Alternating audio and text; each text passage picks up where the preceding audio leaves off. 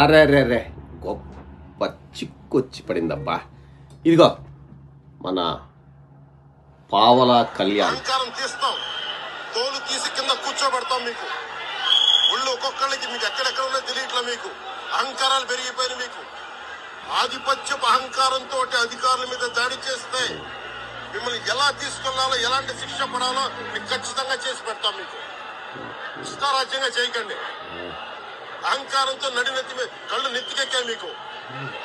ఈ ప్రభుత్వం చాలా త్రికరణ శుద్ధిగా అందరం కూర్చొని మేము కలిసికట్టుగా ఉన్నాం. ఇక్కడ ఇది కూటమి ప్రభుత్వం, ఇది వైసీపీ ప్రభుత్వం కాదు. మాకు తెలియదు రే. ఇష్టారాజ్యంగా మీరు చేస్తారంటే కామ్లో కూర్చునే ప్రభుత్వం కాదు. మీకు ఎలా చేస్తే, ఎలా నియంత్రిస్తే మీకు కిందకు వస్తారు మేము చేస్తాం. మీరు గాల్లో విహరిస్తా ఉన్నారు. 11 సీట్లు వచ్చి ఇంకా గాల్లో విహరిస్తున్నారు. మొత్తం మీకు ఎలా కిందకి దించాలో మాకు బాగా తెలుసు. చేసి చూపిస్తాం. ఇదే కాదు, ఈ సందర్భంగా ఏ నాయకులకి ఈ వీడియో అంతా చూసిన తర్వాత మనకేమనిపిస్తుందంటే 2 గుర్తొస్తాయి. ఒకటి, మనం మామూలుగా నాలెడ్జ్లోనే హాఫ్ నాలెడ్జ్ అంటాం. దానికి కేర్ ఆఫ్ అడ్డర్లు చాలామంది ఉంటారు. కానీ పావలా నాలెడ్జ్ అంటే క్వార్టర్ నాలెడ్జ్ అనే వాళ్ళలో వీడు కేర్ ఆఫ్ అడ్రస్, అదే బాయ్ ఆఫ్ ఫామ్ హౌస్. ఇదొకటి పెట్టేస్తే ఆడలేక మధ్యలో ఓడు అని ఇంకొక సామెత. ఈడు చేసే పని చెయ్యలేక రాజ్యాధికారంలో ఉన్నది వాడే, అధికారము వాడిదే.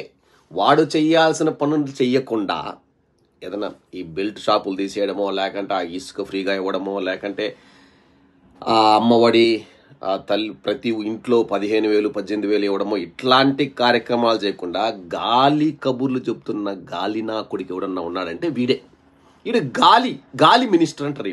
ఈడు ఓన్లీ ఇట్లాంటి చెత్త మాటలు, మంగళవారం మాటలు, మింగలేక మంగళవారం మాటలు మాట్లాడే ఎదవరంటే ఈడే. ఈడు తెప్పిన దాంట్లో అధికారం ఉంది, ప్రభుత్వము. అసలు ఎవడు అధికారంలో ఉన్నాడు, ఎవడు అధికారంలో లేడు, ప్రభుత్వం ఎవరిది, ప్రభుత్వం వీడిదా అనేది ఆ మాత్రం కూడా ఇంగిత జ్ఞానము, అవగాహన రాహిత్యంతో మాట్లాడుతున్న ఈ ఎదవ సొంత బామర్ది, తన సొంత బంధువులు సరే ఎవరు గాలిలో విహరిస్తున్నారో, ఎవరు అధికారంతో ఉన్నారో, అరే నీ ఇండస్ట్రీ రంగులేసుకునే ఇండస్ట్రీ, అందులో పిల్ల పిత్రేసే ఫ్యాన్స్, కిచిడి నా కొడుకులందరూ వచ్చారు, శంకర్ జాతి నా కొడుకులందరూ నీకు ఓటేశారు. ఓటు వేసారో లేకంటే ఈవీఎంలు వేసారో నువ్వు గెలిచావు, డిప్యూటీ సీఎం అయినావు. దాని తర్వాత రేవంత్ రెడ్డి మీ సినిమా ఇండస్ట్రీని, అదే కలామ కమ్మ తల్లికి రాడ్లు పెట్టాడు. రాడ్లు పెట్టినప్పటి నుంచి అత్త మీద కోపం, దుత్త మీద నువ్వు మా మీద చూపిస్తావేందరు ఆ ముఠాల్. నీకు దమ్ము ధైర్యం ఉంటే రాజ్యాధికారంలో ఉన్న రేవంత్ రెడ్డి మీద చూపించు. నీకు అసలైన ఓజీ, లేకంటే అదేదో ఉంది కదా ఉస్తాదు, ఏదేదో ఉన్నాయి కదా నీ సినిమాలు. ఎక్కడికి వచ్చి ఊరికి గాలిలో ఎగిరేందిరా గాలి నా కొడుక, గాలి మాటలు చెప్తావు రోజు. నీ అమ్మ ఇదే ఇట్లా గాలి మాటలు మాట్లాడే ఎక్స్పోర్ట్కి, ఇంకోటి ఏదమ్మా ఏదో బ్లాక్లో అమ్ముకునే దానికి ఏదో ఉంటుంది కదా, ఎక్స్పోర్ట్కి దానికి తెలియక సీజ్ ద షిప్ అని. చాలా బాగుందిలే, ఏదైనా డైలాగ్ బాగుందన్నావు. ఇప్పుడు వాడు 7 కోట్లు డెమోరైజెస్ ఛార్జెస్ కింద 7 కోట్లు వేస్తున్నారు. ఈనాడు పేపర్ అన్నాడు చెప్తాడు, డెమోరైజెస్ 7 కోట్ల రూపాయలు స్టెల్లా షిప్ వాళ్ళకి చెల్లించాల్సి వస్తుంది.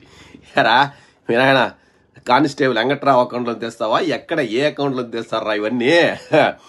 నీవు ఇదే ఈ గాలి అరాకొరా జ్ఞానంతో పావలా నాలెడ్జ్తో చేసిన పనులకి ఇప్పుడు ఎవరు మూల్యం చెల్లించుకోవాల్సి వస్తుంది? ఏంలే, మన దగ్గర ఉంది కదా బెనిఫిట్స్ వాళ్ళ డబ్బులు అవన్నీ ఉన్నాయి కదరా, మీ అన్న దగ్గర కూడా ఉంది కదా, అప్పు తీసుకొని నీ దగ్గర. లేకపోతే ఎప్పుడు నాకు ఈఎంఐలు కట్టడానికి లేవు, ఆ పలుకునేం పలకడం లేదే, ఇప్పుడు ఎట్లా వచ్చినాయి మరి ఈఎంఐలు ఎట్లా కడుతున్నావు? నాకు ఫ్లైట్ ఏదో చెప్పావు కదా, నాకు కార్లు లేవు, భరణాలు ఇచ్చుకోలేకున్నాను. ఇవన్నీ ఎక్కడ పోయినారా ఆ మాటలో, గాలి మాటలన్నీ? ఇప్పుడేం మాట్లాడడం లేదా అవన్నీ? మరి 7 కోట్ల ఎక్కడి నుంచి తెస్తావు? ఏం పుట్టకోసిన చేస్తావా? పుట్టకోసి మాట్లాడుతున్నావు రే.